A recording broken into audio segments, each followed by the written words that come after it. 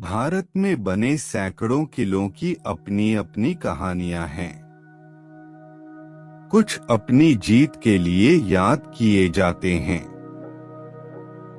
कुछ अपनी हार के लिए, और कुछ ऐसे हैं जिनके बारे में आज भी इतिहास पूरी तरह जवाब नहीं दे पाया है।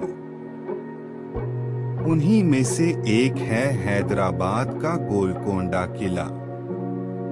आज लोग इसे इसकी शानदार वास्तुकला, अद्भुत ध्वनि प्रणाली और शाही इतिहास के लिए जानते हैं। लेकिन पुराने यात्रियों की कुछ डायरियों, स्थानीय लोक कथाओं और अधूरे दस्तावेजों में एक ऐसी बात बार बार सामने आती है जिसने कई इतिहासकारों को भी सोचने पर मजबूर कर दिया। कहा जाता है कि इस किले के नीचे कहीं एक ऐसा बंद रास्ता मौजूद है जिसे सदियों पहले हमेशा के लिए सील कर दिया गया था। क्यों?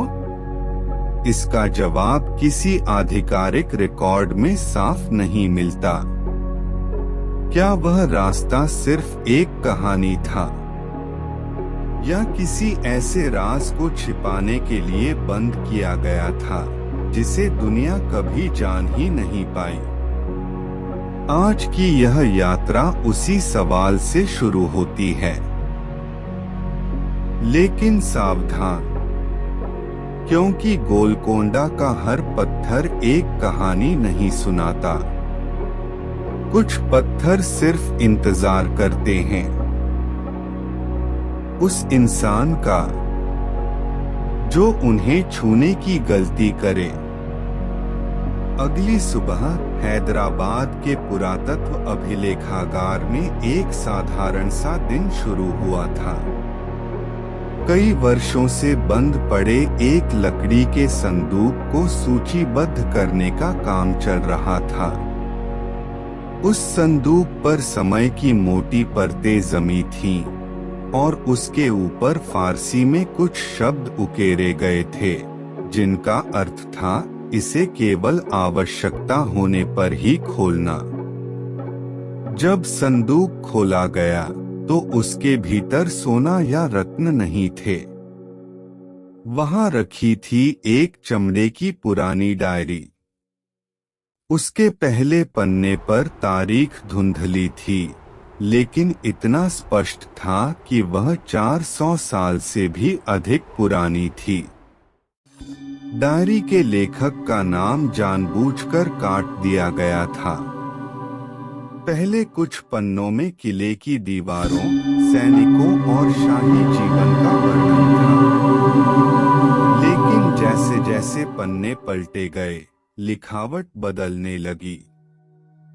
शब्द छोटे, जल्दबाजी में लिखे हुए और बेचैन दिखाई दे रहे थे। फिर अचानक एक वाक्य सामने आया, अगर यह डायरी किसी और के हाथ लगे तो 7वां रास्ता कभी मत खोलना।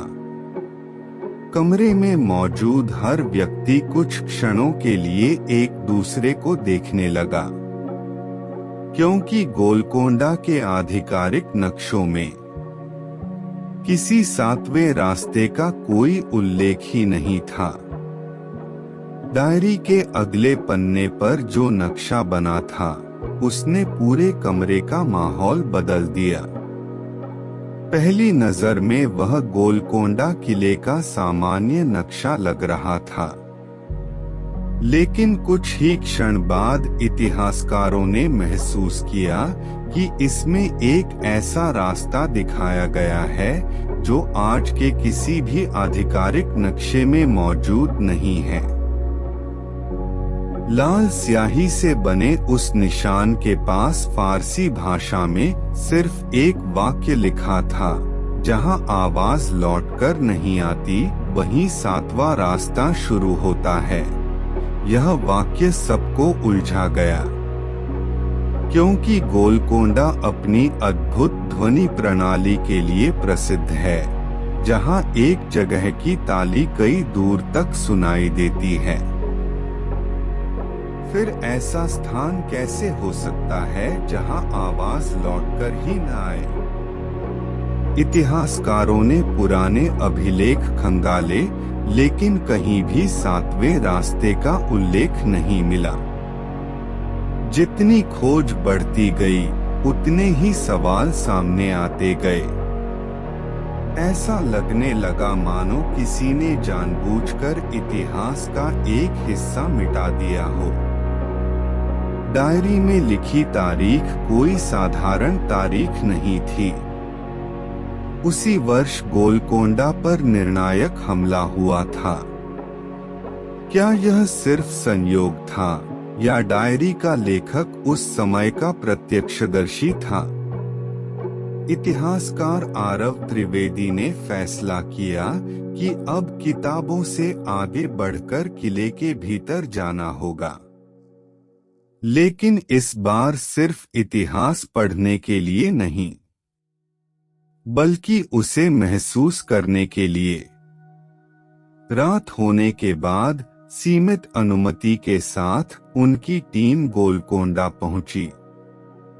कैमरे चालू हुए। हर आवाज रिकॉर्ड की जाने लगी। उद्देश्य साफ था, डायरी में बने लाल निशान का वास्तविक स्थान ढूंढना। किले की विशाल दीवारें शांत थीं।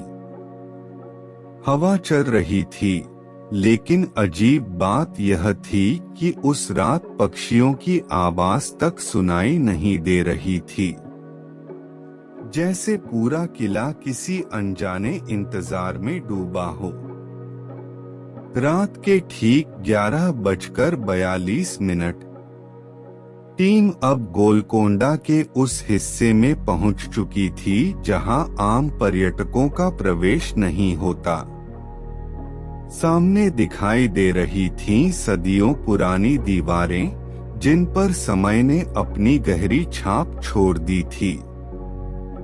हर कदम के साथ ऐसा महसूस हो रहा था मानो यह किला अब भी अपने भीतर अनगिनत अनकही कहानियां छिपाए बैठा हो। आरव ने डायरी में बने नक्शे को मोबाइल पर खोला और उसकी दिशा को वास्तविक रास्तों से मिलाना शुरू किया। पहली नजर में सब सामान्य लग रहा था, लेकिन कुछ ही मिनटों बाद टीम को एहसास हुआ कि नक्शे में दिखाया गया एक गलियारा वास्तविक किले में मौजूद ही नहीं था। उसकी जगह केवल एक ठोस पत्थर की दीवार खड़ी थी। इतिहास के रिकॉर्ड कुछ और कह रहे थे, और डायरी कुछ और। दोनों में से कोई एक झूठ बोल रहा था। लेकिन कौन?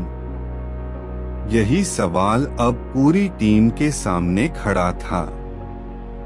साउंड इंजीनियर अचानक बोलता है, रुको।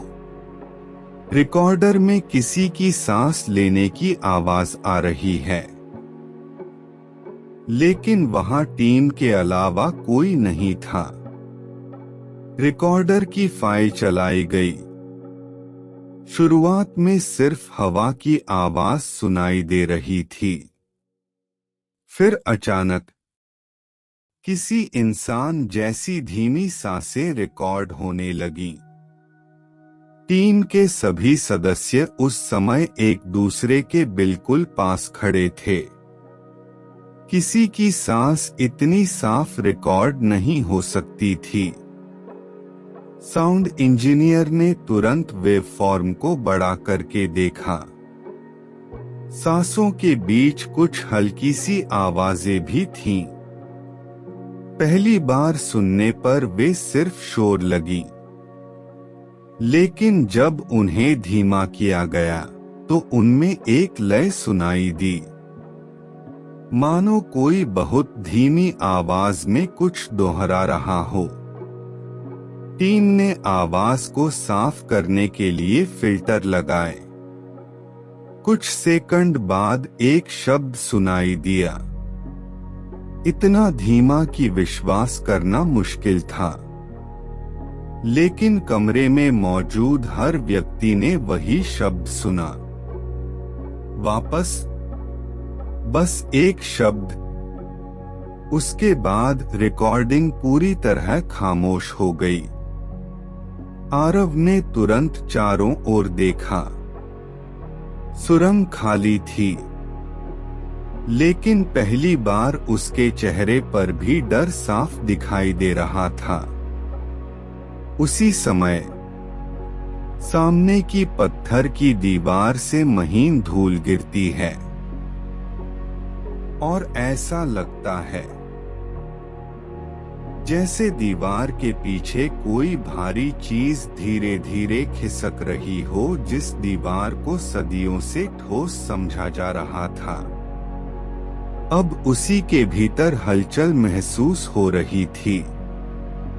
आरव घुटनों के बल बैठा और उसने अपने दस्ताने से पत्थर की सतह पर जमी धूल हटानी शुरू की। कुछ ही सेकंड बाद उसे दो बड़े पत्थरों के बीच एक बेहद पतली दरार दिखाई दी। इतनी पतली कि सामान्य रोशनी में शायद ही कोई उसे देख पाता। टीम के आर्किटेक्ट ने दीवार का ध्यान से निरीक्षण किया। उसने धीरे से कहा, यह प्राकृतिक दरार नहीं है। किसी ने इन पत्थरों को जानबूझकर इस तरह लगाया है। यह सुनते ही सभी की नजरें उसी दीवार पर टिक गईं। अगर यह सच था, तो इसका मतलब था कि इस हिस्से को किसी समय बंद किया गया था। लेकिन क्यों?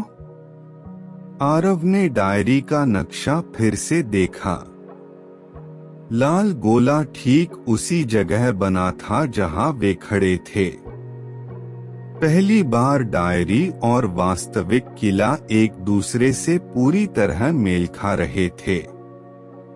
इतिहास शायद झूठा नहीं था, बल्कि अधूरा था।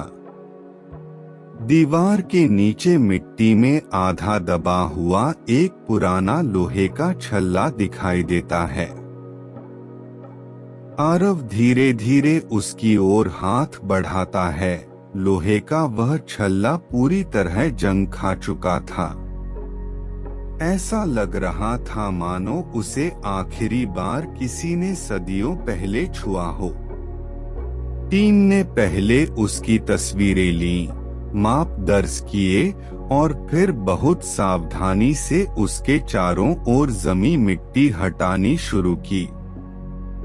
हर परत के साथ इतिहास की एक नई परत भी खुलती जा रही थी। आखिरकार आरव ने दोनों हाथों से छल्ले को पकड़ा और हल्का सा खींचा। शुरुआत में कुछ नहीं हुआ। फिर उसने दोबारा जोर लगाया। इस बार जमीन के नीचे से एक भारी धातु जैसी आवाज गूंजी। पूरा गलियारा कुछ क्षणों के लिए कांपता हुआ महसूस हुआ।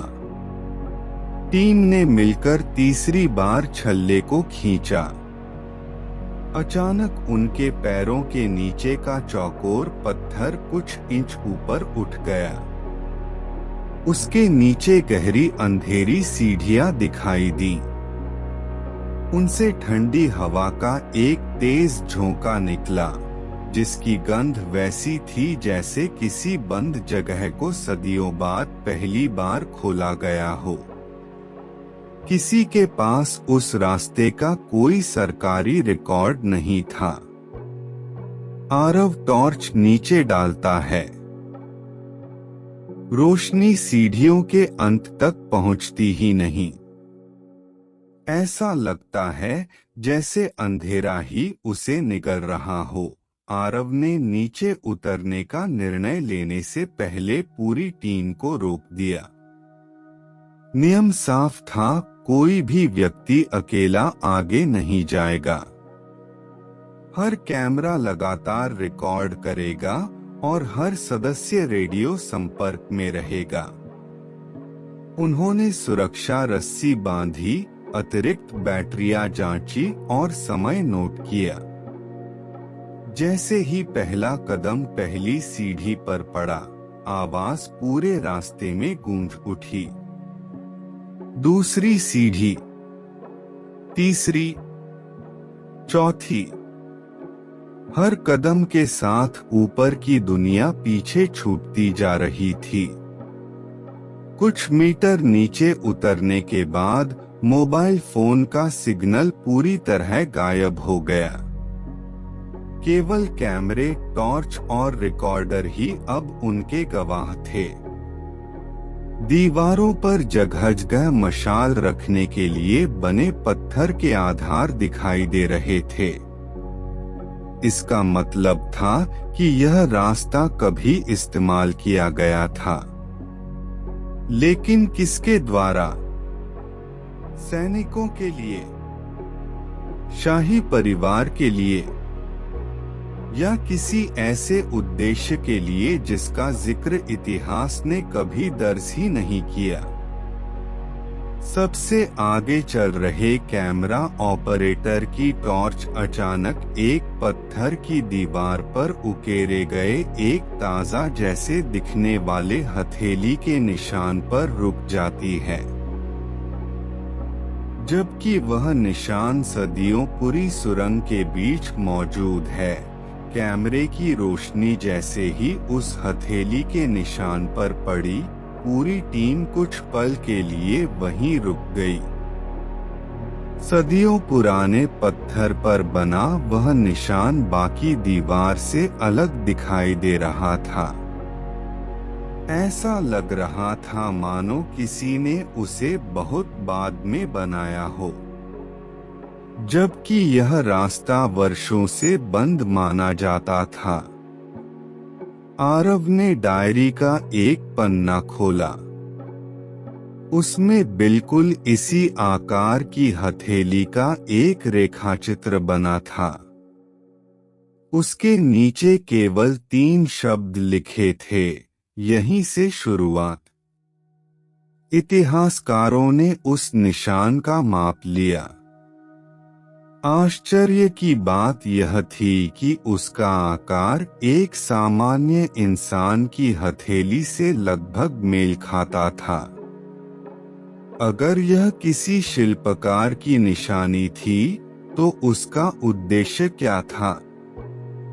और अगर यह कोई संकेत था, तो किसके लिए छोड़ा गया था?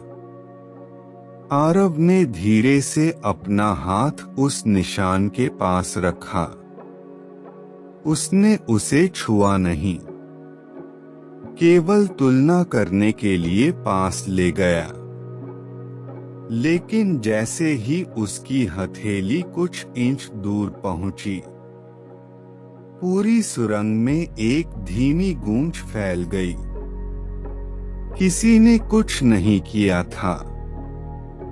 फिर भी ऐसा लगा जैसे पत्थरों के भीतर कहीं कोई पुराना यंत्र जाग उठा हो।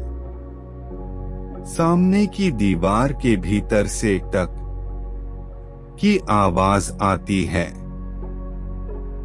फिर दूसरी और तीसरी, मानो किसी बहुत पुराने ताले की परतें एक एक करके खुल रही हों। कुछ ही क्षणों में वह आवाज और स्पष्ट होने लगी। ऐसा लग रहा था जैसे पत्थरों के पीछे कोई विशाल यांत्रिक व्यवस्था अब भी काम कर रही हो।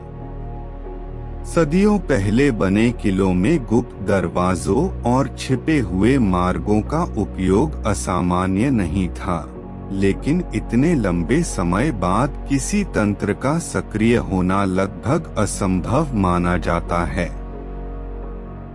दीवार के बीचों बीच एक महीन रेखा दिखाई दी। धीरे धीरे दोनों ओर के पत्थर कुछ मिलीमीटर खिसकने लगे। ऊपर जमी धूल नीचे गिरने लगी और पूरी सुरंग धुंधली हो गई। जब धूल थोड़ी साफ हुई, तो सामने एक संकरा रास्ता दिखाई दिया। उसके भीतर घना अंधेरा था। टॉर्च की तेज रोशनी भी कुछ ही मीटर आगे जाकर गायब हो रही थी। आरव के सामने अब दो रास्ते थे, वापस लौट जाना या उस जगह कदम रखना जहां शायद सदियों से कोई इंसान नहीं पहुंचा था। उसने बिना कुछ कहे आगे कदम बढ़ाया। पूरी टीम उसके पीछे चल पड़ी। अंदर प्रवेश करता है। पीछे का पत्थर का दरवाजा अपने आप धीरे धीरे बंद होने लगता है और बाहर जाने का रास्ता गायब होने लगता है। दरवाजा बंद होने की आवाज पूरे कक्ष में गूंज उठी। अब उनके पीछे लौटने का रास्ता दिखाई नहीं दे रहा था। सामने फैला हुआ दृश्य किसी भी इतिहासकार की कल्पना से कहीं बड़ा था। एक विशाल भूमिगत कक्ष, ऊंचे पत्थर के स्तंभ, दीवारों पर फारसी लेख और फर्श पर बिखरे हुए टूटे हुए धातु के दीपदान। ऐसा लग रहा था कि यह स्थान कभी किसी महत्वपूर्ण उद्देश्य के लिए बनाया गया था, लेकिन फिर अचानक छोड़ दिया गया। टीम धीरे धीरे आगे बढ़ी। हर स्तंभ पर अलग अलग प्रतीक बने थे। कुछ पर शाही मुहरें थीं, कुछ पर ऐसे चिन्ह जिन्हें कोई पहचान नहीं पा रहा था। फिर कैमरे की रोशनी कक्ष के दूसरे छोर पर जाकर रुकी। वहां काले पत्थर से बना एक विशाल दरवाजा खड़ा था। उसके ऊपर फारसी में सिर्फ एक पंक्ति लिखी थी, जो सत्य खोजता है उसे पहले अपनी सबसे बड़ी भूल का सामना करना होगा। अचानक कैमरा ऑपरेटर पीछे मुड़कर देखता है। जिस रास्ते से पूरी टीम अभी अंदर आई थी, वहां अब केवल ठोस पत्थर की दीवार खड़ी है। सुरंग पूरी तरह गायब हो चुकी है। कुछ सेकंड तक किसी की हिम्मत नहीं हुई कि वह कुछ बोले। जिस रास्ते से पूरी टीम अभी अभी अंदर आई थी, वहां अब सिर्फ एक ठोस दीवार थी। कैमरा ऑपरेटर ने तुरंत रिकॉर्डिंग पीछे करके देखी। वीडियो में साफ दिखाई दे रहा था कि सब लोग उसी रास्ते से भीतर आए थे, लेकिन अब वही रास्ता जैसे कभी था ही नहीं। आर्किटेक्ट ने दीवार पर हथौड़े से हल्की चोट की। आवाज बिल्कुल ठोस पत्थर जैसी आई। कोई खोखलापन नहीं, कोई दरार नहीं, मानो यह दीवार सदियों से यहीं मौजूद हो। तभी आरव की नजर जमीन पर पड़ी। धूल की मोटी परत में पैरों के निशान बने हुए थे, लेकिन अजीब बात यह थी कि वे सिर्फ आगे की ओर जा रहे थे। वापस लौटने वाले एक भी निशान नहीं थे। क्या सदियों पहले भी कोई यहाँ तक आया था और फिर कभी वापस नहीं गया? टीम की सबसे पीछे खड़ी सदस्य धीरे से फुसफुसाती है, आरव, ये निशान हमारे नहीं हैं। पूरी टीम घुटनों के बल बैठ गई। उन्होंने टॉर्च की रोशनी में उन निशानों को ध्यान से देखा।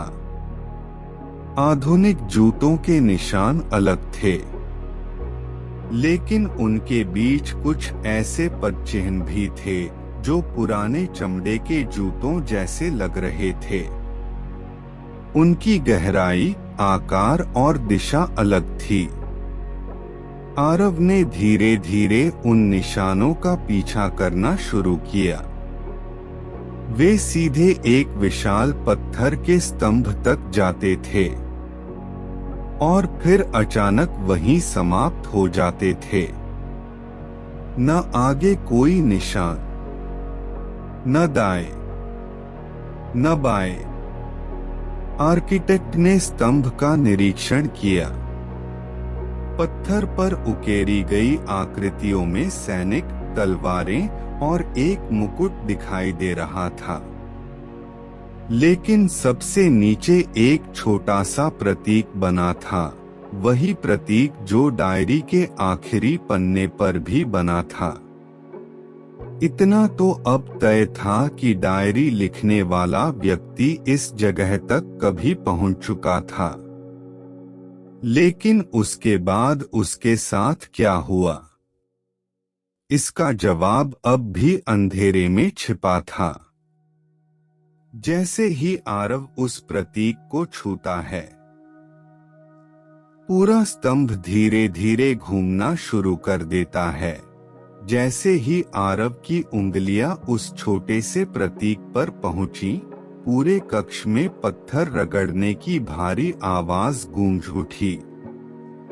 विशाल स्तंभ धीरे धीरे घूमने लगा। ऐसा लग रहा था मानो सदियों से बंद कोई यांत्रिक व्यवस्था फिर से जीवित हो गई हो। कुछ ही क्षणों बाद स्तंभ के पीछे एक संकरा रास्ता दिखाई दिया। उसकी चौड़ाई मुश्किल से 2 लोगों के साथ चलने जितनी थी। दीवारों पर धूल की मोटी परत जमी थी, लेकिन बीच बीच में किसी के हाथों से बनाए गए तीर के निशान भी दिखाई दे रहे थे। आरव ने टॉर्च आगे की ओर डाली। रास्ता नीचे की ओर जा रहा था। हवा पहले से अधिक ठंडी थी। ऐसा लग रहा था कि इस सुरंग का कोई संबंध जमीन के बहुत गहरे हिस्से से है। तभी टीम की इतिहास विशेषज्ञ नायरा ने दीवार पर उकेरे गए फारसी शब्द पढ़े। उसका चेहरा एकदम बदल गया। उसने धीमी आवाज में कहा, यहाँ लिखा है, जो इस मार्ग पर चलेगा वह सच देखकर वापस पहले जैसा नहीं रहेगा। अचानक सुरंग के बहुत अंदर से एक मशाल अपने आप जल उठती है, जबकि वहां कोई दिखाई नहीं देता। टीम कुछ क्षणों तक बिल्कुल स्थिर खड़ी रही। जिस मशाल को उन्होंने अभी कुछ सेकंड पहले बुझा हुआ देखा था, वही अब पूरी तरह जल रही थी। उसकी लौ स्थिर थी। हवा चल रही थी, फिर भी वह कांप नहीं रही थी। आर्किटेक्ट ने धीरे से आगे बढ़कर मशाल के नीचे बने पत्थर का निरीक्षण किया। वहां कालिख की कई पुरानी परतें जमी थीं। इसका अर्थ था कि यह मशाल कभी इस सुरंग का हिस्सा रही होगी। लेकिन उसे जलाया किसने? आरव ने कैमरे की ओर देखा और समय दर्ज कराया। सब कुछ रिकॉर्ड हो रहा था। कोई भी निष्कर्ष निकालने से पहले हर बात का प्रमाण जुटाना जरूरी था। मशाल की रोशनी में सुरंग की दीवार पर एक लंबा शिलालेख दिखाई दिया। इस बार शब्द साफ थे। उनमें किसी शाही आदेश का उल्लेख था। और आखिरी पंक्ति पढ़ते ही नायरा की आवाज कांप गई। सुल्तान के आदेश से इस मार्ग को हमेशा के लिए बंद किया जाए। लेकिन नीचे एक और पंक्ति थी, जो किसी दूसरे व्यक्ति ने बाद में जोड़ी थी, क्योंकि असली खतरा बाहर नहीं, अंदर है। उसी क्षण टीम के पीछे से किसी के धीरे धीरे चलते हुए कदमों की आवाज सुनाई देती है। सब लोग एक साथ पीछे मुड़ते हैं, लेकिन वहां कोई नहीं होता। कदमों की आवाज का कोई स्रोत नहीं मिला। टीम ने पूरे रास्ते की जांच की, लेकिन सुरंग खाली थी। सावधानी बरतते हुए वे आगे बढ़े। कुछ मीटर बाद सुरंग अचानक एक विशाल कक्ष में खुल गई। कमरे के बीचों बीच काले पत्थर का एक टूटा हुआ सिंहासन पड़ा था। उसके आसपास बिखरे हुए धातु के टुकड़े, टूटी हुई मुहरें और समय की मार झेल चुके लकड़ी के संदूक दिखाई दे रहे थे। यह किसी सामान्य सैनिक का कमरा नहीं हो सकता था। आरव ने फर्श पर पड़ी एक पुरानी तलवार उठाई। उसकी मूठ पर कुतुब शाही शासन का शाही निशान उकेरा हुआ था। तलवार के पास एक टूटी हुई मोहर पड़ी थी, जैसे किसी ने जल्दबाजी में उसे तोड़ दिया हो। इतिहास के उपलब्ध अभिलेखों में इस भूमिगत शाही कक्ष का कोई उल्लेख नहीं था। अगर यह जगह वास्तव में शाही उपयोग की थी, तो इसे इतिहास से पूरी तरह क्यों मिटा दिया गया? नायरा एक संदूक का ढक्कन उठाती है। अंदर सोना नहीं, बल्कि दर्जनों मुहरबंद फारसी पत्र रखे होते हैं। सदियों पुराने संदूक के भीतर रखे दस्तावेज आश्चर्यजनक रूप से सुरक्षित थे। मोम की शाही मुहरें टूटी हुई थीं, लेकिन अधिकांश पत्र अब भी पढ़े जा सकते थे। नायरा ने पहला पत्र खोला। यह किसी मंत्री द्वारा सुल्तान को भेजी गई रिपोर्ट थी। उसमें किले की सुरक्षा, सैनिकों और रसद का उल्लेख था। लेकिन अंतिम पंक्तियां सबसे अलग थीं। रिपोर्ट में लिखा था कि भूमिगत 7वां मार्ग तत्काल बंद किया जाए। इसके अस्तित्व की जानकारी केवल चुनिंदा लोगों तक सीमित रहे। इसके नीचे कारण लिखा था, लेकिन वही हिस्सा जानबूझकर खुरचकर मिटा दिया गया था। किसी ने इतिहास से सिर्फ एक वाक्य नहीं हटाया था, बल्कि उसके पीछे छिपा कारण भी हमेशा के लिए मिटाने की कोशिश की थी। आरव ने दूसरा पत्र उठाया। इस बार लिखावट पहले से अलग थी, जैसे किसी ने डर और जल्दबाजी में उसे लिखा हो। पहली पंक्ति पढ़ते ही कमरे में फिर से सन्नाटा छा गया। अगर यह पत्र तुम्हें मिला है, तो इसका मतलब है कि हम समय पर बाहर नहीं निकल सके। उसी समय कक्ष की दूसरी ओर रखा एक भारी पत्थर अपने आप कुछ इंच खिसकता है। उसके पीछे से ठंडी हवा का तेज झोंका आता है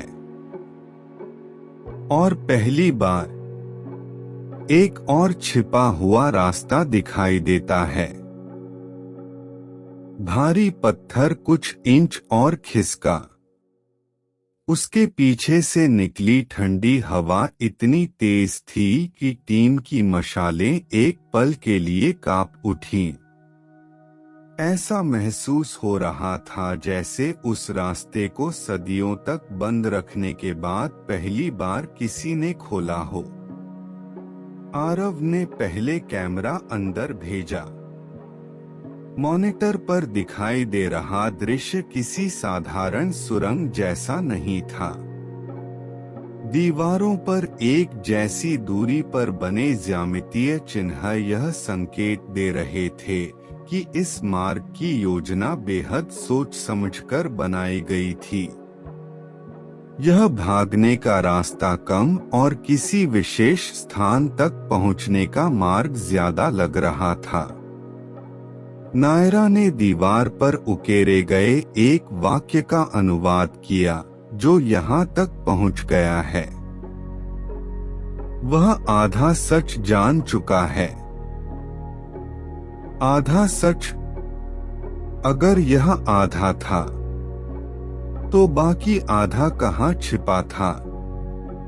और उससे भी बड़ा सवाल, क्या किसी ने जानबूझकर पूरी कहानी दुनिया से छिपा दी थी? सुरंग के भीतर कैमरे की रोशनी एक विशाल गोल पत्थर के दरवाजे पर पड़ती है। उसके बीचों बीच वही शाही प्रतीक बना है, लेकिन इस बार उसके नीचे ताजा खरोंचे भी दिखाई देती हैं। टीम उस विशाल गोल दरवाजे के सामने खड़ी थी। उसका व्यास लगभग 10 फीट रहा होगा। पत्थर पर उकेरी गई शाही मुहर समय के साथ घिस चुकी थी, लेकिन उसके ऊपर बनी नई खरोंचे अलग दिखाई दे रही थीं। आरव ने उंगलियों से उन निशानों के किनारे को छुआ। वे बाकी पत्थर की तुलना में कम घिसे हुए थे। इसका मतलब था कि ये खरोंचे सदियों पुरानी नहीं थीं। किसी ने अपेक्षाकृत हाल के समय में इस दरवाजे को खोलने की कोशिश की थी, लेकिन आधिकारिक रिकॉर्ड के अनुसार इस जगह का अस्तित्व ही दर्ज नहीं था। फिर यहाँ तक पहुंचा कौन? नायरा ने दरवाजे के ऊपर लिखा फारसी शिलालेख पढ़ना शुरू किया। उसमें किसी खजाने, युद्ध या राजा का जिक्र नहीं था। उसमें केवल एक चेतावनी थी, सत्य का सबसे भारी बोझ उसे उठाना पड़ता है जो उसे खोजता है। कमरे में फिर वही गहरा सन्नाटा लौट आया, और पहली बार पूरी टीम को महसूस हुआ कि शायद वे किसी छिपे हुए खजाने के नहीं, बल्कि एक ऐसे रहस्य के सामने खड़े हैं जिसे सदियों पहले जानबूझकर बंद कर दिया गया था। अचानक गोल पत्थर के दरवाजे के दूसरी तरफ से 3 धीमी दस्तकें सुनाई देती हैं। ठक ठक ठक। पूरी टीम एक दूसरे की ओर देखती है, और कैमरा धीरे धीरे उस दरवाजे पर जूम करता है। 3 दस्तकों के बाद पूरा कक्ष फिर से शांत हो गया। किसी ने सांस तक रोक ली थी। आरव ने तुरंत सभी को पीछे हटने का इशारा किया। उसने अपने कैमरे की रिकॉर्डिंग चेक की। आवाज साफ रिकॉर्ड हुई थी, लेकिन एक अजीब बात सामने आई। रिकॉर्डिंग में दस्तकें उस दरवाजे के पीछे से नहीं, बल्कि सुरंग के और भी गहरे हिस्से से आती हुई सुनाई दे रही थीं। आर्किटेक्ट ने दरवाजे की मोटाई का अनुमान लगाया। उसके अनुसार यह पत्थर कम से कम 6 फीट मोटा था। उसके पार से इतनी साफ आवाज आना लगभग असंभव था। तभी साउंड इंजीनियर ने रिकॉर्डिंग को हेडफोन में दोबारा सुना। दस्तकों के बीच एक बहुत हल्की धातु जैसी आवाज भी थी, जैसे कोई पुरानी जंजीर धीरे धीरे हिल रही हो। अब सवाल यह नहीं था कि आवाज किसने की, असली सवाल यह था कि इस दरवाजे के दूसरी तरफ आखिर था क्या? नायरा अचानक फुसफुसाती है, रुको, यहाँ नीचे कुछ और लिखा है। नायरा घुटनों के बल बैठ गई। उसने बहुत सावधानी से दरवाजे के निचले हिस्से पर जमी धूल हटानी शुरू की। धीरे धीरे कुछ अक्षर दिखाई देने लगे। वे बाकी शिलालेख से अलग थे, जैसे किसी ने बाद में उन्हें चुपचाप उकेरा हो। कुछ मिनटों की मेहनत के बाद पूरा वाक्य सामने था। नायरा ने उसे पढ़ा और उसकी आवाज धीमी पड़ गई। अगर यह द्वार कभी खुले तो पहले शाही अभिलेख पढ़ना, क्योंकि जो दिखाई देगा वह सच नहीं होगा। आरव ने तुरंत डायरी का आखिरी पन्ना खोला। आश्चर्य की बात यह थी कि उसी वाक्य का आधा हिस्सा वहां भी लिखा था, लेकिन डायरी में एक अतिरिक्त पंक्ति थी। सबसे बड़ा धोखा, आंखें नहीं देती, इतिहास देता है। अब यह रहस्य किसी भूत या श्राप का नहीं रह गया था। ऐसा लगने लगा कि सदियों पहले किसी ने इतिहास को बदलने की कोशिश की थी। अचानक 3 के GPS स्कैनर पर जमीन के नीचे एक और विशाल खोखली जगह दिखाई देती है, जो इस कक्ष से भी कई गुना बड़ी है। टीम ने पोर्टेबल ग्राउंड स्कैनर चालू किया। शुरुआत में स्क्रीन पर सिर्फ सामान्य चट्टानों का घनत्व दिखाई दे रहा था, लेकिन कुछ ही सेकंड बाद एक बड़ा गोलाकार हिस्सा चमक उठा। साउंड इंजीनियर ने दोबारा स्कैन चलाया। परिणाम वही था। उनके पैरों के ठीक नीचे एक और विशाल कक्ष मौजूद था। उसका आकार इतना बड़ा था कि वह अभी तक मिले पूरे भूमिगत परिसर से भी बड़ा दिखाई दे रहा था। आरव ने पुराने नक्शे, डायरी और डिजिटल स्कैन तीनों को साथ रखकर देखा। पहली बार तीनों एक ही दिशा की ओर इशारा कर रहे थे। इसका मतलब साफ था, डायरी कोई कल्पना नहीं थी। उसका लेखक वास्तव में इन सुरंगों को जानता था। लेकिन एक सवाल अब भी अनसुलझा था। अगर नीचे इतना बड़ा कक्ष मौजूद था, तो उसका प्रवेश द्वार कहाँ था? और उससे भी ज्यादा हैरानी की बात, इतने बड़े निर्माण का जिक्र किसी आधिकारिक इतिहास में क्यों नहीं मिलता? स्कैनर अचानक लगातार बीप करने लगता है।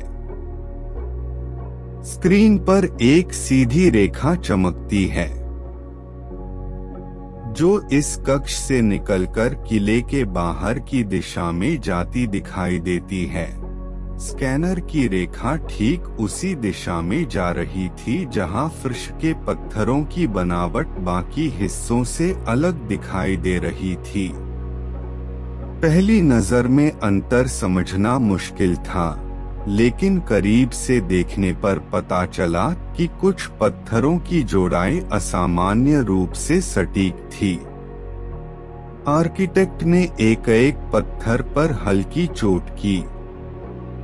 ज्यादातर जगह आवाज ठोस थी, लेकिन बीच में एक चौकोर हिस्से से अलग तरह की गूंज सुनाई दी, जैसे उसके नीचे खाली जगह हो। टीम ने सावधानी से आसपास की धूल हटाई। किनारों पर महीन रेखाएं उभर आईं। यह प्राकृतिक चट्टान नहीं थी। किसी ने इस हिस्से को इतने कौशल से छिपाया था कि सदियों तक किसी को शक ही नहीं हुआ। आरव ने डायरी के एक कोने पर बने छोटे से चिन्ह की तुलना फर्श पर बने निशान से की। दोनों बिल्कुल एक जैसे थे। अब यह तय हो चुका था कि असली रहस्य अभी भी उनके पैरों के नीचे छिपा था। से ही आरव उस पत्थर पर दबाव डालता है। पूरा फर्श हल्का सा कांपता है और दूर अंधेरे में किसी बहुत पुराने यांत्रिक पहिए के घूमने की आवाज गूंज उठती है। जैसे ही आरव ने पत्थर पर दबाव डाला, पूरा फर्श हल्के हल्के कांपने लगा। पहले एक कंपन, फिर दूसरा, और कुछ ही सेकंड बाद चौकोर पत्थर अपनी जगह से धीरे धीरे खिसकने लगा। टीम तुरंत पीछे हट गई। सदियों से बंद यह यांत्रिक व्यवस्था आज भी काम कर रही थी। यह देखकर हर कोई हैरान था।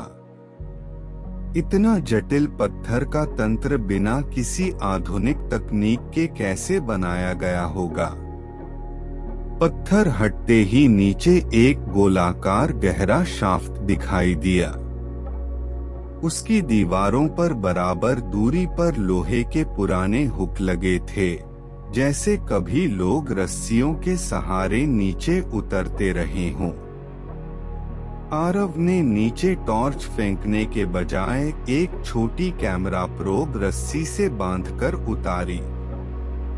स्क्रीन पर जो दृश्य दिखाई दिया, उसने पूरी टीम को चुप कर दिया। नीचे एक और कमरा था, लेकिन वह खाली नहीं था। वहां पत्थर के बीच बिल्कुल सीधी पंक्ति में कई बंद संदूक रखे दिखाई दे रहे थे। कैमरे की स्क्रीन अचानक एक संदूक पर जूम करती है। उसकी टूटी हुई मोहर पर वही शाही निशान बना है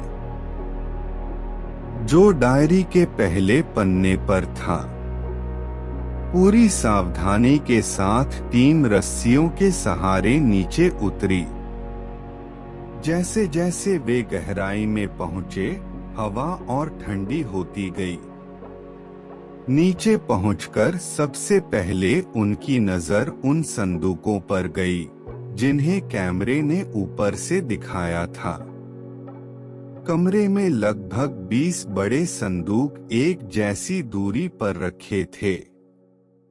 किसी को भी जल्दबाजी में छुआ नहीं गया। पहले हर संदूक की तस्वीरें ली गईं, फिर उनकी मोहरों का अध्ययन किया गया। अधिकांश मोहरें कुतुब शाही काल की थीं, लेकिन सबसे बड़े संदूक पर लगी मोहर अलग थी। उस पर शाही निशान के साथ एक छोटा सा वाक्य भी उकेरा गया था। अभिलेख, केवल उत्तराधिकारी के लिए। आरव ने धीमी आवाज में कहा, अगर यह सचमुच अभिलेख हैं, तो हो सकता है इनमें वह इतिहास दर्ज हो जो कभी सार्वजनिक नहीं किया गया। कमरे में मौजूद हर व्यक्ति समझ चुका था कि वे शायद किसी खजाने से नहीं, बल्कि इतिहास के सबसे छिपे हुए दस्तावेजों के सामने खड़े हैं। सबसे बड़े संदूक का ढक्कन कुछ मिलीमीटर अपने आप ऊपर उठता है। अंदर से पुरानी चर्म पांडुलिपियों का किनारा दिखाई देता है, और उसी क्षण पूरे भूमिगत परिसर में एक भारी घंटी जैसी गूंज सुनाई देती है। घंटी जैसी गूंज कुछ सेकंड तक पूरे भूमिगत कक्ष में फैलती रही। फिर अचानक सब कुछ शांत हो गया। टीम ने एक दूसरे की तरफ देखा। यह आवाज कहां से आई, इसका कोई स्पष्ट स्रोत दिखाई नहीं दे रहा था। आरव ने सबसे बड़े संदूक को खोलने से पहले पूरी प्रक्रिया रिकॉर्ड की। सदियों पुराने इतिहास को छूना आसान नहीं था। हर कदम सावधानी से उठाना जरूरी था। जब संदूक खुला तो अंदर सोना, जवाहरात या कोई हथियार नहीं था। वहां रखी थी पुरानी चर्म पांडुलिपियां। हर दस्तावेज को लाल कपड़े में लपेटकर सुरक्षित रखा गया था। पहले पन्ने पर कुतुब शाही दरबार की मुहर दिखाई दी, लेकिन नीचे लिखा एक वाक्य सभी को चौंका गया।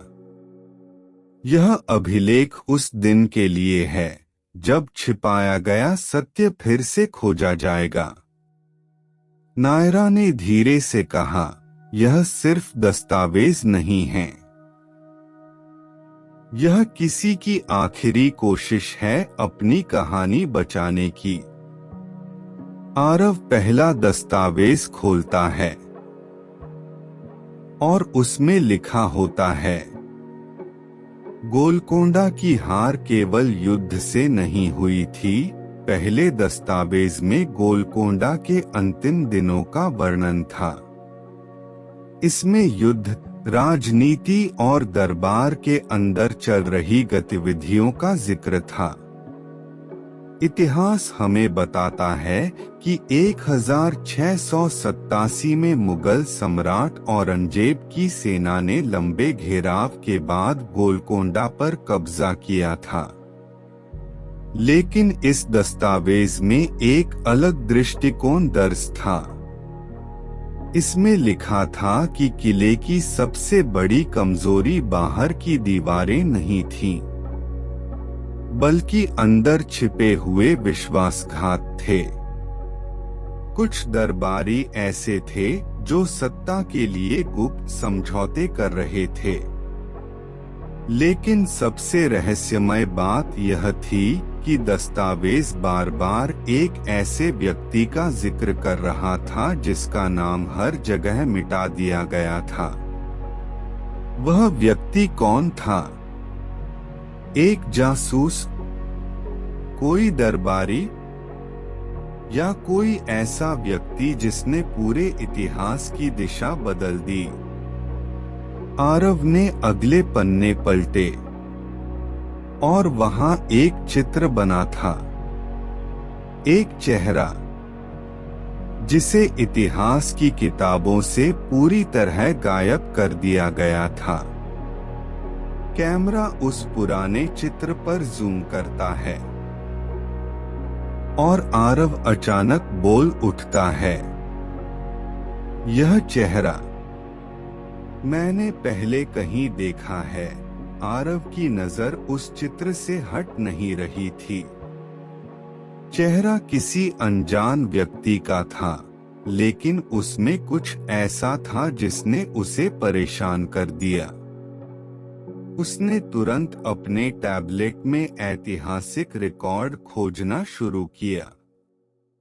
कुछ मिनटों की खोज के बाद उसे एक छोटा सा संदर्भ मिला। वही नाम, लेकिन अधूरा। उसके बारे में बहुत कम जानकारी थी, जैसे किसी ने जानबूझकर उसके अस्तित्व को सीमित कर दिया हो।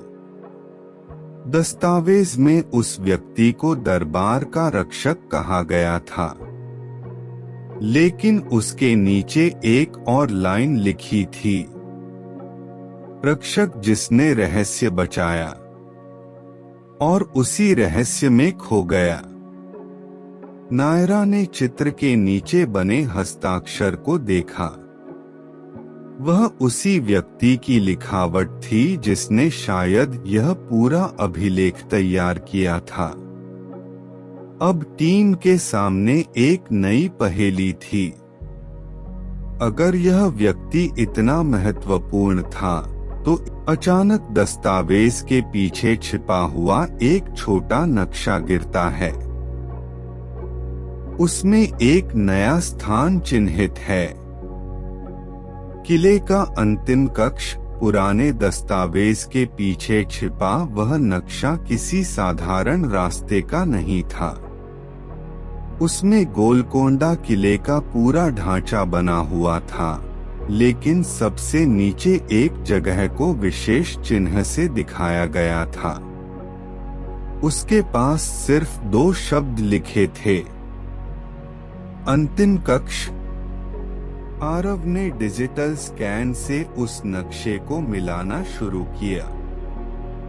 हैरानी की बात यह थी कि नक्शे में दिखाई गई दिशा उसी विशाल भूमिगत क्षेत्र की ओर जा रही थी जिसे स्कैनर ने कुछ समय पहले खोजा था।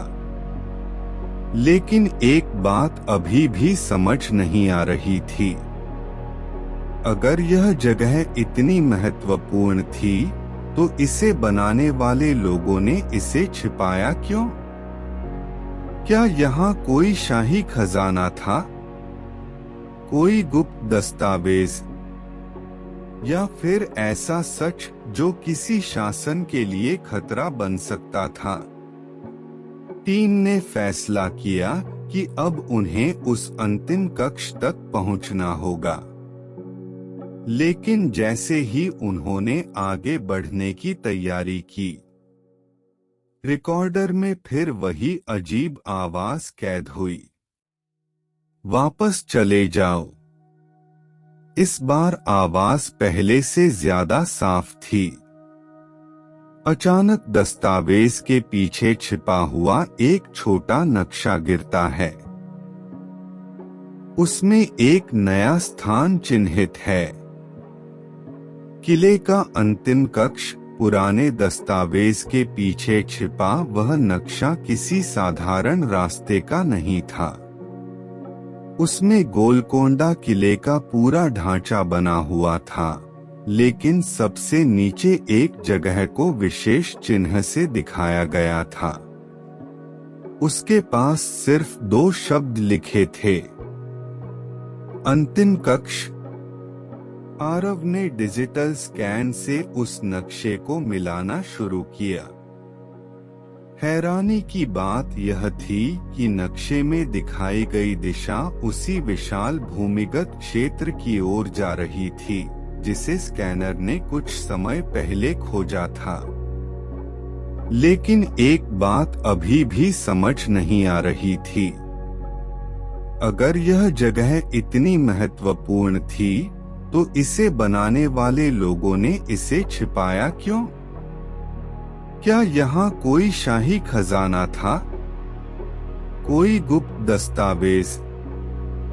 या फिर ऐसा सच जो किसी शासन के लिए खतरा बन सकता था? टीम ने फैसला किया कि अब उन्हें उस अंतिम कक्ष तक पहुंचना होगा। लेकिन जैसे ही उन्होंने आगे बढ़ने की तैयारी की, रिकॉर्डर में फिर वही अजीब आवाज कैद हुई, वापस चले जाओ। इस बार आवाज पहले से ज्यादा साफ थी। आरव रिकॉर्डिंग रोकता है और देखता है कि आवाज रिकॉर्ड होने का समय वही है जब कोई भी व्यक्ति माइक्रोफोन के पास नहीं था। आवाज को समझना आसान नहीं था। वैज्ञानिक कारण खोजने की कोशिश की गई।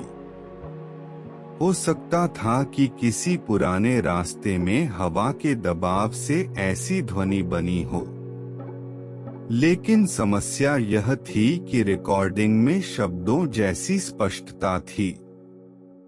आरव ने डर को पीछे रखा और आगे बढ़ने का फैसला किया, क्योंकि अब यह सिर्फ एक रहस्य नहीं था, यह इतिहास की एक अधूरी कहानी थी जिसका जवाब उनके सामने आने वाला था।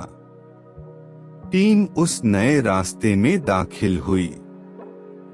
यह सुरंग पहले वाले रास्तों से अलग थी। यहाँ दीवारें ज्यादा चिकनी थीं, जैसे इसे विशेष महत्व के साथ बनाया गया है। हर कुछ मीटर पर छोटे छोटे निशान बने थे। नायरा ने उन्हें पढ़ने की कोशिश की। ये निशान किसी दिशा के संकेत नहीं थे, बल्कि तारीखों जैसे लग रहे थे। ऐसा लग रहा था कि इस रास्ते से गुजरने वाले हर व्यक्ति ने अपनी मौजूदगी का कोई न कोई निशान छोड़ा था। अचानक टीम की टॉर्च एक दीवार पर रुक जाती है। वहां दर्जनों नाम लिखे होते हैं,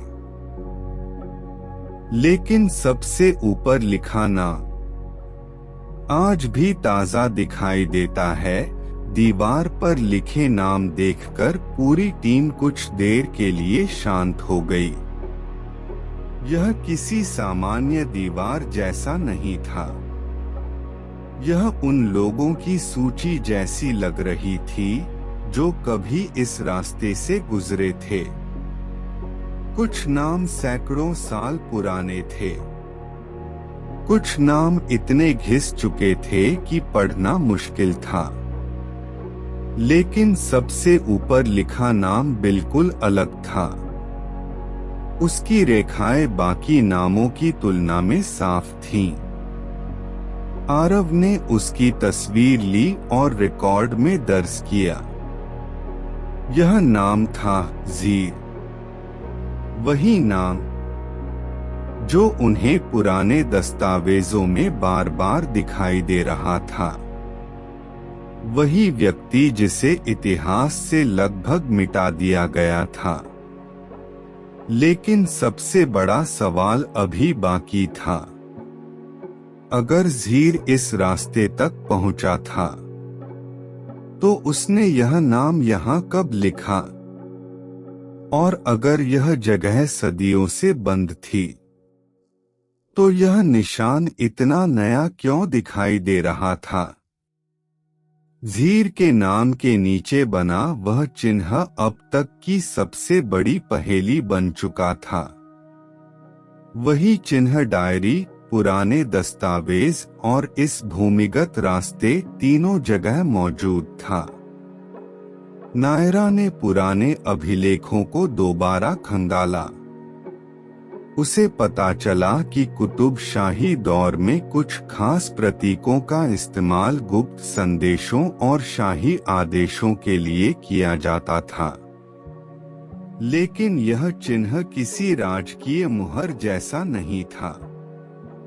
यह कुछ अलग था, जैसे किसी समूह की पहचान हो, किसी ऐसे समूह की जिसके बारे में इतिहास ने कुछ नहीं बताया।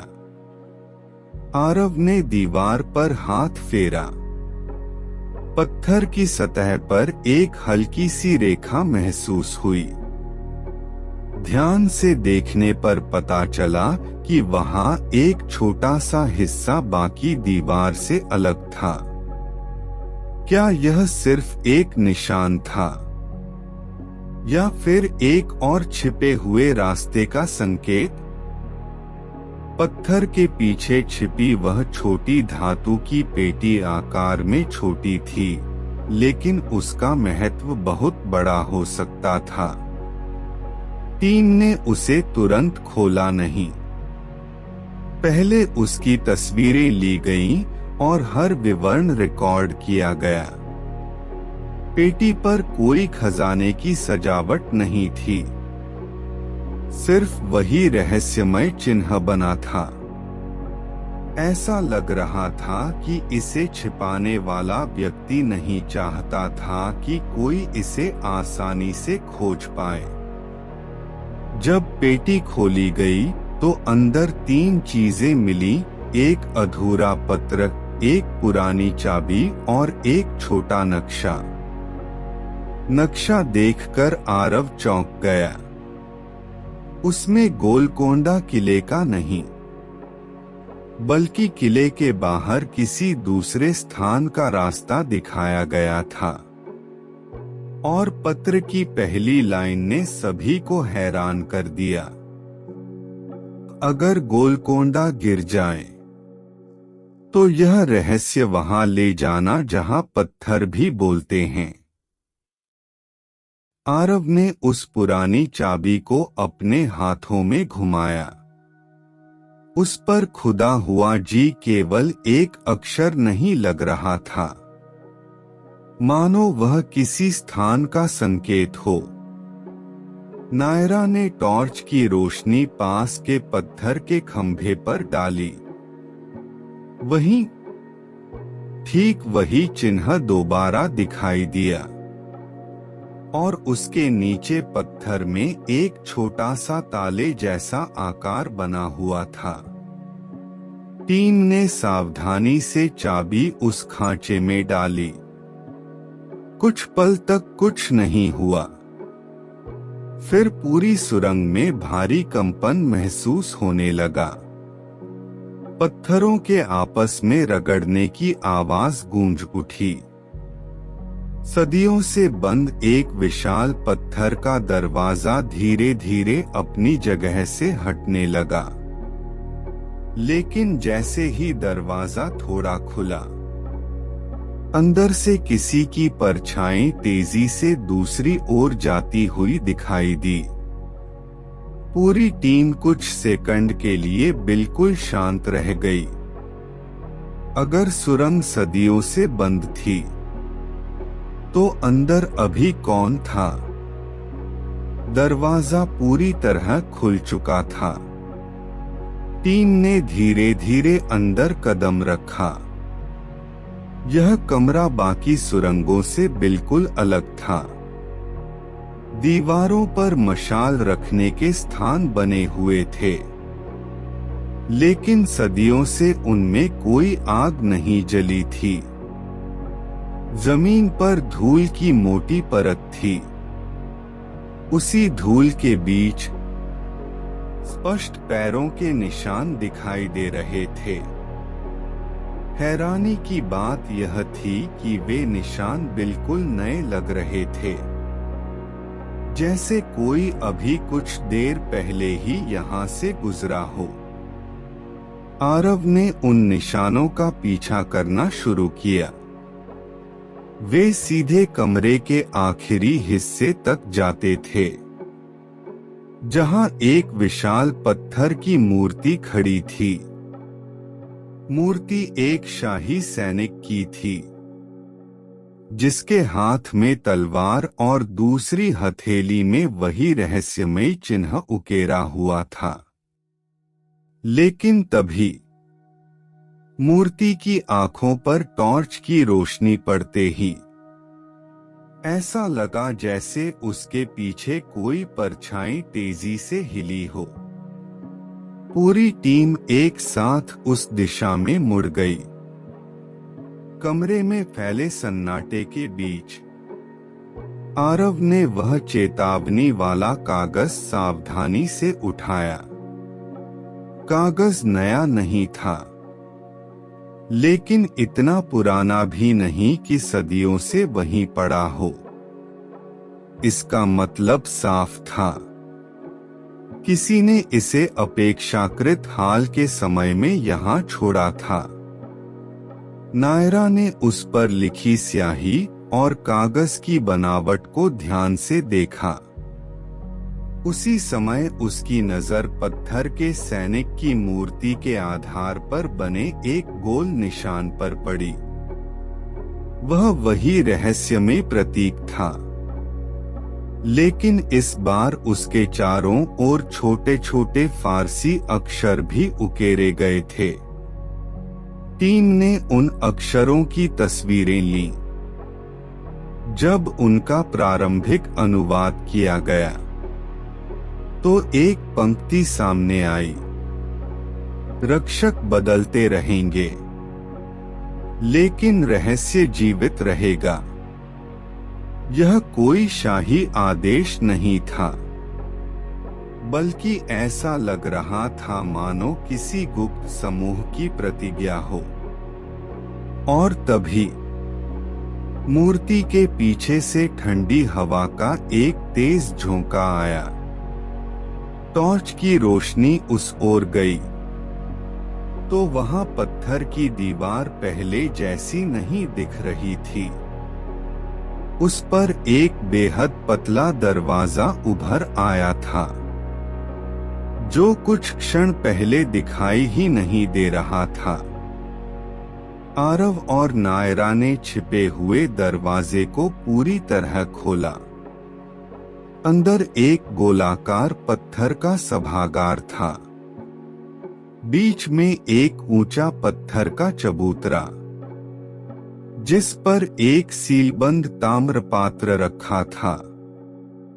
सावधानी से उसे खोला गया। अंदर सोना, हीरे या खजाना नहीं था, बल्कि कई फारसी दस्तावेज, शाही मुहरें और एक अंतिम पत्र रखा था। पत्र में लिखा था, राज्य की सबसे बड़ी शक्ति उसका धन नहीं, उसका ज्ञान है। यदि यह संदेश तुम्हें मिला है तो समझो कि हमारा उद्देश्य पूरा हुआ। इस ज्ञान की रक्षा करना, उसे छिपाना नहीं।